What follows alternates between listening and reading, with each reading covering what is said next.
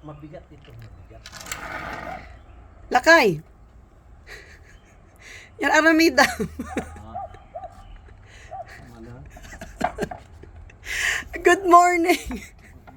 Apay, ginagawa mo yan kagabi? Hanggang alas 9, pagising mo, yan pa rin ginagawa mo? Ano ba talaga? Diba ate? Ano ba talaga? Oh, yung papag niya. Pagilad-iladan na kano, Yerwar. Oh, ayan, patapos na siya. He started doing it last night.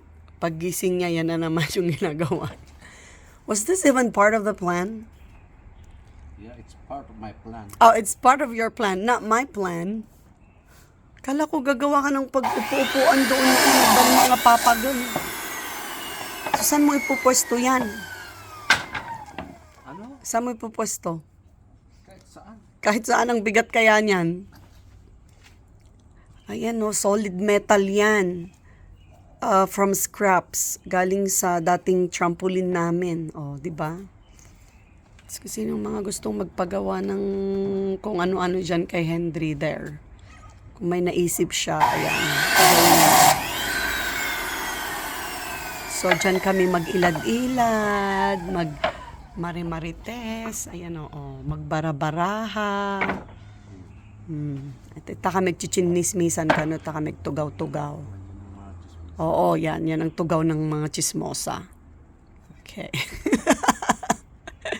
Next time nga umay ni Diyang, di ba?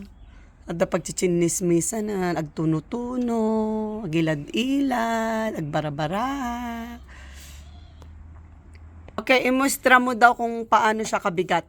Kaya kung magbibenta ka ng papag na ganyan yung materials niya ay patay ka, ilalagay mo sa may back of your shoulders.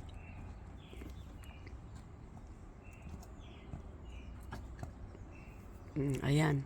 Tapos na ang papag niya. So kailan ako magpapa-party? Grabe, ang dami pang gagawin dito sa backyard.